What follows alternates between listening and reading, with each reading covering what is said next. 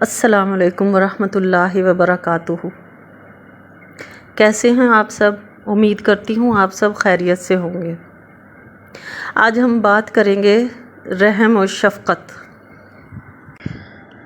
مخلوق خدا پر رحم کرنا اخلاق حسنہ کا لازمی حصہ ہے۔ اللہ چونکہ رحمان ہے، اس لیے وہ چاہتا ہے کہ اس کے بندے بھی آپس میں رحم کریں، کیونکہ مخلوق کے ساتھ مہربانی کرنا اور شفقت سے پیش آنا اور چھوٹوں پر رحم کرنا اخلاقی لحاظ سے بہت عمدہ عادت ہے۔ دنیا اور آخرت میں رحم کا بے پناہ اجر ہے۔ رحم اور شفقت کی بہت سی صورتیں ہیں۔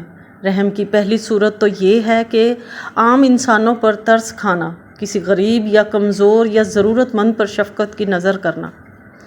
دوسری صورت چھوٹے بچوں پر رحم کرنا اور ان سے شفقت کا سلوک کرنا۔ رحم کی تیسری صورت جانوروں پر رحم کرنا۔ رحم کرنے سے مسلمانوں میں ہمدردی، محبت اور اعانت کے اوصاف نشو و نما پاتے ہیں۔ اسلام نے جس رحم دلی کا درس دیا ہے وہ صرف مسلمان کی حد تک نہیں بلکہ اس کا دائرہ بہت وسیع ہے، اور اس رحم کے دائرے میں ہر انسان شامل ہے۔ حضور صلی اللہ علیہ وآلہ وسلم بذات خود بڑے رحم دل تھے، اور یہی وجہ ہے کہ انہوں نے رحم کرنے کی بہت تاکید کی ہے۔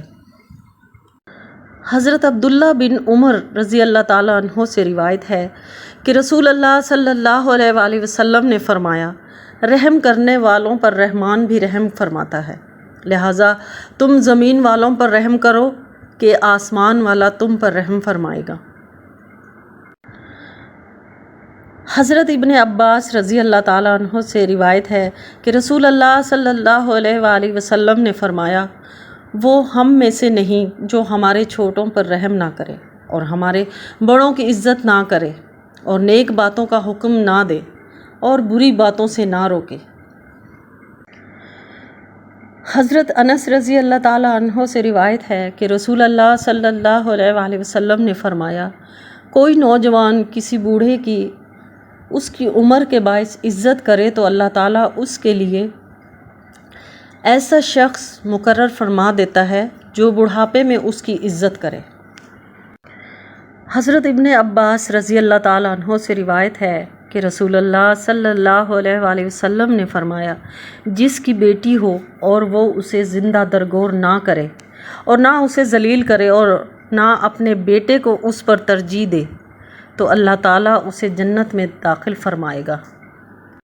ملتے ہیں اگلی ویڈیو میں، تب تک کے لیے اجازت دیجیے، دعاؤں میں یاد رکھیے۔ اللہ حافظ۔